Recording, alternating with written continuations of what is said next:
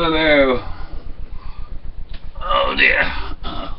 The reason I'm here lying in bed is because my back is playing up so much. This is caused by my immune system attacking my own spine. I know, it's ridiculous, isn't it? But which would you prefer, backache or cancer or AIDS? Well, I know what I prefer. Anyway, the reason I'm here at the moment is because I've just put my videos onto medical help, and they were put up 2 years ago. You can see the date, 12th of October 2012, and if you watch what I said about AIDS and cancer, you will see that I said the reason we have it today is because you lot have all developed poor immune systems, because unlike me, you haven't given it anything to do in early life. I mean, children today are kept away from everything, kept away from school. When I was at school, if somebody got measles, everybody wanted to get it, or chicken pox or whatever. German measles is the worst, or to give it the posh name, rubella. All girls should get rubella while they're at school, because if they get it in late in life, it can make them infertile. Anyway, the reason I'm on here is because if you watch these two videos that I put up a year ago about cancer and AIDS, and what I said, on one of them I offered £1,000 if they research into the immune system, and that they were welcome to use my blood to test to see why I've got this immune system and why I don't think I'll ever get AIDS or cancer. I don't think there's much chance of AIDS anyway, but at my age you're supposed to expect to get cancer. I don't think there's any chance whatsoever of me getting cancer until I'm well into my 90s, if ever I get that far, because my immune system is stronger than most people at the age of 40. It's the immune system starts off up to the age of 17. It's building itself, growing, and then it carries on at that level to about the age of 50, and then it starts to reduce. I was told that this condition that I got when I was 50 would go away because my immune system would no longer be that strong. And I'm now 76. If you watch the other videos, you see I said I'm now 74 and I'm still around. Well, I'm now 76 and I'm still around. And there's quite a few gone in the last couple of years, that from Dickie Attenborough to Donald Sinden, etc. I think one of them actually died of cancer, didn't they? If you watch those two videos, you'll see that I made this offer of £1,000 to cancer research or AIDS research, provided they agreed to research the immune system and not the sort of research they'd been doing up till then, in other finding excuses to tell you what to give up, what not to do. And now I saw on the news the other day that they've actually found a cure for AIDS that they think will also turn out to be a cure for cancer, and it's something, drug or something that they've found that will actually boost these poor immune systems, these poor people that didn't treat themselves right when they were young, and build up their immune systems. That's all I wanted to say about that.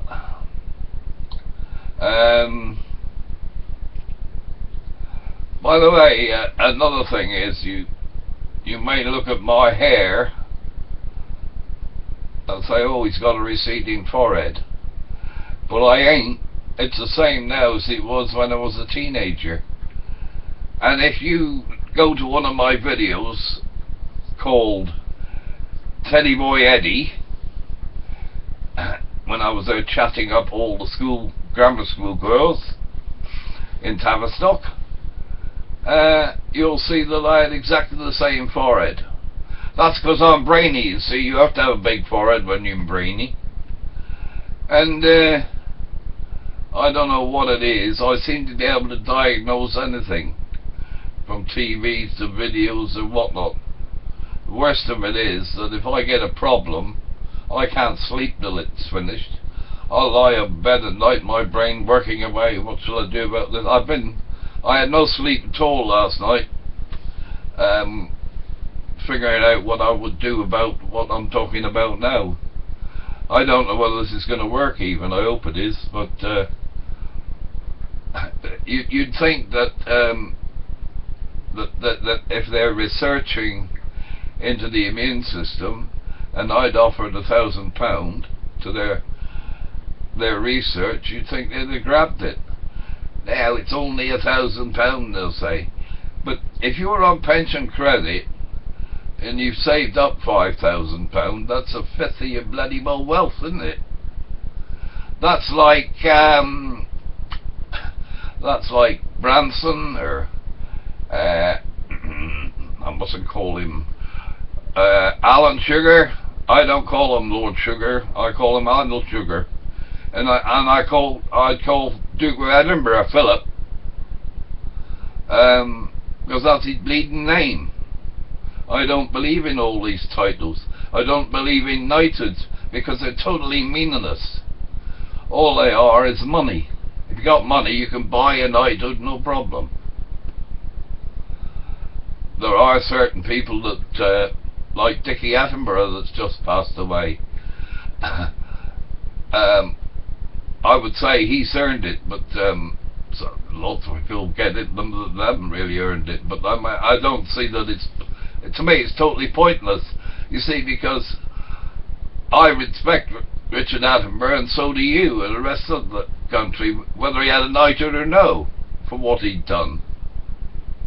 I mean, I remember watching Brighton Rock as a youngster. Graham Greene. There you see, I know stuff like that, and I don't think that I thought Shakespeare was rubbish, and why read that and all this. I thought that was a waste of time. But you'd be surprised how much I know about Shakespeare. Damn sight more than some of these people go on these quiz shows. Even though I've never read it, because it's got nothing to do with reading a thing. It's like I said to somebody the other day, I have a Bacardi and Coke, and I said, oh, I like James Bond. I said, I like mine stirred, not shaken. I expected him to come back with the line saying, he didn't, but I expected him to say, don't you mean shaken, not stirred? I said, no, stirred, not shaken. That's how James Bond like it. Oh. Well, it's true. Read Ian Fleming, and you'll find that in the Ian Fleming books, he says stirred, not shaken. It's just that when they come to make the movie, it sounded better to say shaken, not stirred. Just like it's better to say Krakatoa East of Eden rather than Krakatoa West of Java, which is where it is. Not Krakatoa East of Java. Probably that's why they said East, because of East of Eden. But it's not, it's West of Java. I know, I've been there. I've even seen Krakatoa when I was in the Merchant Navy. It was smoking even back then. Anyway, I've got a few stories to tell. I don't know if anybody's interested in hearing stories of mine. As I explained to you, I just talk off the top of my head. I don't write anything down, notes or anything. Any speech I make is a speech just straight from the what's it. There was something I was going to tell you about. And unfortunately, when you get to my age, you get distracted from one thing, you forget the other thing. I went out the other to get the mouse, because these laptop computer things, I got insulated skin. It's high resistant, and it don't work very terribly well on those. And what's even worse, you know that you tap the thing to, instead of having to click on these computers, you can now tap to get it down. Unfortunate to me, every time I move it's like I'm tapping. All sorts of things happen. Anyway, oh yes, I've just remembered what I was going to tell you. I'm just wondering whether to stop and make this a separate video, because yeah, I think I will. But if you're interested, it's a story about when I was in the Merchant Navy on the Wave Chief. We refueled the RNAS Melbourne, a carrier. Now I know it's not a carrier today, it's I think it's a cruiser, the Melbourne today, but those, it was a carrier, the Melbourne, and it was the Admiral of the Fleet was on board, and we were hooked up alongside her, refueling her, all the pipes pumping oil, and the Admiral went up onto the bridge and just for the hell of it said to the helmsman, "Hard to starboard," and away she went. All I can say is, thank Christ he didn't say hard to port, because I wouldn't have been here to tell the story, because we'd have been absolutely blown up and destroyed. The big laugh was, though, all the hoses and wires were snapping and flying over, but they all broke their end, and all the oil oozed all over the side of the carrier. Oh, instead of grey, she was black and grey. Not black and blue, black and grey. Anyway, that's another story. Stretch me back a bit. That's the trouble, I can't sit long doing this stuff on the web. I have to get it over fairly quickly, and I have an awful job getting things to work properly. I think these software blokes hate me.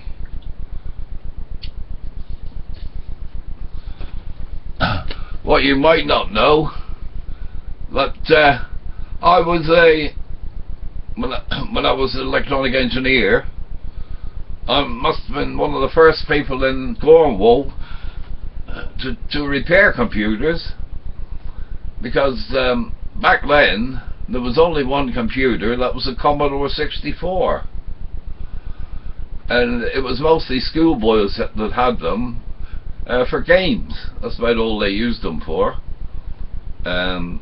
because they only had the 64K memory, which is slightly bit on all the gigabytes I got today, in it? Kilobytes and 64 kilobytes instead of what with the hard drives now they got 300 or 400 gigabytes. Won't be long before they're up in the terabyte area. Anyway, that's all for now. I'm going to see if this works now.